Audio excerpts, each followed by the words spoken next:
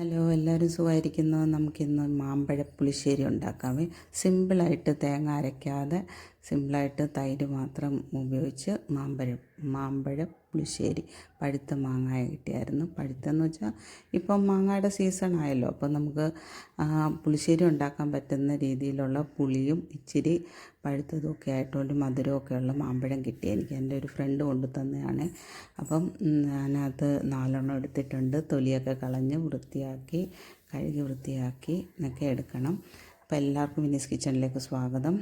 ഞാൻ തൊലിയൊക്കെ കളഞ്ഞ് കഴുകി വൃത്തിയാക്കി എടുത്തിട്ടുണ്ട്. പിന്നെ ഒരു ബൗളിൽ എന്നുവെച്ചാൽ ഒരു ബൗള് അര ബൗള് തൈര് എടുത്തിട്ടുണ്ട്. ഒരു സവാള, ഒരു പച്ചമുളക്, ഒരു ചെറിയ കഷ്ണം ഇഞ്ചി, കറിവേപ്പില, ഇത്രയും സാധനങ്ങൾ മതി. പിന്നെ 2-3 പൊടികളും ഉണ്ട്, മഞ്ഞൾപ്പൊടിയും കുരുമുളക് പൊടിയും. ഇത്രയും ആയാലും നമുക്ക് സൂപ്പറായിട്ടുള്ളൊരു മാമ്പഴ പുളിശ്ശേരി ഉണ്ടാക്കാം, പെട്ടെന്ന് ഉണ്ടാക്കിയെടുക്കാം.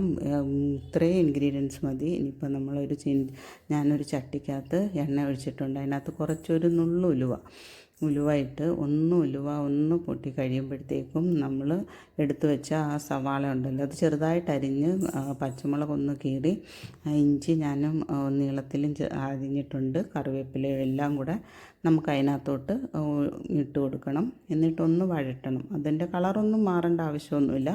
ഒരുമാതിരി ഒന്ന് വഴണ്ട് കഴിയുമ്പോഴേ നമ്മൾ പൊടികളിടുന്നുണ്ട്. ഞാൻ പൊടികളിടുന്ന വീഡിയോ ഞാൻ എടുത്തപ്പോൾ ഇച്ചിരി പ്രശ്നമായിരുന്നു. അപ്പം ഞാൻ വീഡിയോ എടുത്തു കഴിഞ്ഞിട്ടാണ് ഞാൻ എഡിറ്റൊക്കെ ചെയ്താണ് ഇതിനകത്ത് ഇടുന്നത്. അപ്പോൾ ഞാൻ എടുത്തപ്പോൾ ഇച്ചിരി ഒരു പ്രശ്നം ഉണ്ടായിരുന്നു. ഞാൻ തന്നെയായിരുന്നു വീഡിയോ എടുത്തുകൊണ്ടിരുന്നത്. മോള് എക്സാം നടക്കുമല്ലേ, അപ്പം പിള്ളേർ എക്സാമിന് പോയപ്പോഴത്തേക്കും തന്നെ വീഡിയോ എടുത്ത് തന്നെ ഇടുന്ന ഒരു ഇതിൽ വന്നപ്പം ചെറിയ പ്രശ്നങ്ങളൊക്കെ വന്നു ഇപ്രാവശ്യം. അപ്പോൾ ഇനിയിപ്പം മാമ്പഴം ഞാൻ അതിൻ്റെ തൊലിയൊക്കെ കളഞ്ഞില്ല, അതൊന്ന് ഞവടി എടുക്കണം. ഒരു ചെറുതായിട്ടൊന്ന് ഞവടിയാൽ മതി. ഒന്ന് ഞവടി വെച്ചിട്ടുണ്ട്. ഇനി തൈരും എടുത്തു. ഇപ്പം നമുക്ക് അതിനകത്തോട്ട് ഞാനൊരു 1/4 ടീസ്പൂൺ മഞ്ഞൾപ്പൊടിയും ഒരു 1/4 ടീസ്പൂൺ കുരുമുളക് പൊടിയാണ് ഇടുന്നത്. വേണ്ടവർക്ക് നല്ല മുളക് പൊടി ഇട്ടാലും കുഴപ്പമൊന്നുമില്ല, പക്ഷേ കളറൊന്ന് വ്യത്യാസം വരും. ഇതിന് ഒരു മഞ്ഞ കളർ തന്നെ വരും. അതൊന്ന് മൂത്ത് കഴിയുമ്പം നമ്മൾ ആ ഞവടി വെച്ച മാമ്പഴവും ഇട്ടിട്ടുണ്ട്. മാമ്പഴത്തിനൊരു ചെറിയ പുളിയും ഉണ്ട്, ഒരു മധുരവും ഉണ്ട്. നല്ല അടിപൊളിയാണ്. പെട്ടെന്ന് ഉണ്ടാക്കി തീരുകയും ചെയ്യും. അതൊന്ന് വഴറ്റി കഴിഞ്ഞിട്ട് ഞാനൊരു അര ഗ്ലാസ് വെള്ളവും കൂടെ ഒഴിച്ചിട്ട് ഇതൊന്ന് അടച്ച് വെച്ച് നമുക്കൊന്ന് വേവിക്കണം. ഒരു അര ടീസ്പൂൺ ഉപ്പും കൂടി ഇട്ടിട്ടുണ്ട് ഞാൻ. അതും കൂടി ഇട്ടിട്ട് പെട്ടെന്ന് വേവുകയും ചെയ്യും. കുറച്ച് നേരം ഒന്ന് അടച്ച് വെച്ച് നമുക്ക് വേവിക്കാൻ വെക്കാം. ഒരു 5 മിനിറ്റൊക്കെ കഴിയുമ്പോഴത്തെ ഒന്ന് തിള വന്ന് ഒരു 2 മിനിറ്റ് കഴിയുമ്പോൾ ഇപ്പം വെന്ത് കറക്റ്റ് റെഡി ആയിട്ടുണ്ട്. ഞാൻ എടുത്ത് വെച്ച തൈരൊന്ന് മിക്സിയിലൊന്ന് അടിച്ചെടുത്തായിരുന്നു. ഇത്രയും വെന്താൽ മതി. ഇനി നമുക്കൊന്ന് ഇളക്കിയിട്ട് ആ വെള്ളം വേണമെങ്കിൽ ഇച്ചിരി വെള്ളം ഒന്നും കൂടെ വറ്റണമെങ്കിൽ അത് തുറന്ന് വെച്ച് തന്നെ ഒന്ന് കുറച്ചുകൂടി വറ്റുന്നത് വരെ ഒന്ന് വെയിറ്റ് ചെയ്യാം. അല്ലെങ്കിൽ ഈ സമയത്ത് തന്നെ ഗ്യാസ് ഓഫ് ചെയ്തിട്ട് വേണം തൈര് ഒഴിക്കാൻ. അല്ലെങ്കിൽ ഇപ്പം കണ്ടോ, ഞാൻ ഇച്ചിരി വറ്റിച്ചെടുത്തിട്ടുണ്ട്.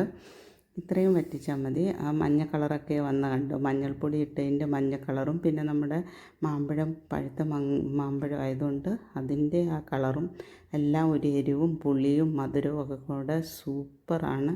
തേങ്ങയുടെ ആവശ്യമേ ഇല്ല. ഞാൻ ഗ്യാസ് ഓഫ് ചെയ്തിട്ടാണ് തൈര് മിക്സിയിൽ അടിച്ചത്, അതും കൂടെ ഒഴിച്ചു കൊടുത്തിട്ടുണ്ട്.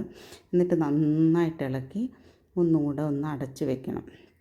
ആ ചട്ടിക്കകത്ത് തന്നെ ആ തൈരൊന്ന് നമ്മൾ ഇപ്പോൾ ഒഴിച്ചു കൊടുത്തില്ല, തൈരും കൂടെ മാമ്പഴവും ഒക്കെ കൂടെ ഒന്ന് അതിനെ പിടിച്ച് ഒന്ന് ആ ചൂടോടുകൂടെ അതിനകത്തിരിക്കുമ്പോഴാണ് എല്ലാം ഒന്ന് സെറ്റാകും.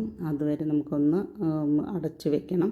ഒന്ന് ഇളക്കി കൊടുത്തിട്ട് അടച്ചു വയ്ക്കുക. ഈ സമയത്ത് വേണമെങ്കിൽ ഉപ്പൊക്കെ ഉണ്ടോ എന്ന് നോക്കാം, അല്ലെങ്കിൽ കുറച്ചുകൂടി ഉപ്പ് ഇട്ട് കൊടുക്കണം. ഞാനിപ്പോൾ അടച്ചു വെച്ച് ഇനിയിപ്പം തുറന്ന് നോക്കുന്നത് കണ്ടു, സൂപ്പറായിട്ടുള്ളൊരു പുളിശ്ശേരി റെഡി. ഇതിൻ്റെ മുകളിൽ ഒരു താളിപ്പും കൂടെ ഇട്ട് കഴിഞ്ഞാൽ നമുക്ക് അടിപൊളിയായിട്ടുള്ള മാമ്പഴ പുളിശ്ശേരി റെഡിയായിട്ട്. ഈ പ്രാവശ്യം എല്ലാവരും ഇത് ട്രൈ ചെയ്ത് നോക്കുമെന്ന് വിശ്വസിക്കുന്നു. നമുക്കൊന്ന് താളിക്കാൻ വേണ്ടി ഞാൻ ചീനിച്ചട്ടിക്കകത്ത് എണ്ണ ഒഴിച്ച് കടുകും ഇട്ടിട്ടുണ്ട്. ഒരു 1/4 ടീസ്പൂൺ കടുക് ഇട്ടിട്ടുണ്ട്. അതൊന്ന് പൊട്ടി വരുമ്പോഴത്തേക്കും ഒരു നുള്ളു ജീരകവും ഒരു വറ്റൽമുളകിൻ്റെ കഷ്ണവും കൂടെ വറ്റൽമുളക് 2 അതും കൂടെ ഇട്ട് കഴിഞ്ഞാൽ താളിപ്പ്, പിന്നെ കുറച്ചൊരു 1/4 ടീസ്പൂൺ കായപ്പൊടിയും കൂടെ ഇട്ടാൽ താളിപ്പ് സെറ്റായി. ഇനിയിപ്പം പെട്ടെന്ന് അതും കൂടെ പുളിശ്ശേരിക്കകത്തോട്ടിട്ട് ചൂട് ചോറിൻ്റെ കൂടെ അതും കൂടെ ഒഴിച്ച് കഴിച്ചാൽ സൂപ്പർ സൂപ്പർ തന്നെ. ഒന്ന് എല്ലാവരും ട്രൈ ചെയ്ത് നോക്കുമെന്ന് വിശ്വസിക്കുന്നു. ഇഷ്ടപ്പെട്ടെങ്കിൽ ലൈക്ക് ചെയ്ത് ഷെയർ ചെയ്ത് സബ്സ്ക്രൈബ് ചെയ്യണേ. എൻ്റെ വീഡിയോസ് കിട്ടണമെങ്കിൽ ബെല്ലൈക്കൺ എനേബിൾ ചെയ്യണേ. അപ്പം അടുത്ത വീഡിയോ കാണുന്നത് വരെ നമുക്ക് പുതിയ പുതിയ വീഡിയോസ് ഇടണമെങ്കിൽ നിങ്ങളുടെ അഭിപ്രായങ്ങളൊക്കെ ഞാൻ കമൻസിലൂടെ എന്നെ അറിയിക്കണം. ഞാൻ ഇടുന്ന വീഡിയോസ് നിങ്ങളുടെ ഫ്രണ്ട്സിനൊക്കെ അയച്ചു കൊടുക്കുക. സബ്സ്ക്രൈബ് ചെയ്യാനും കൂടെ പറയണേ.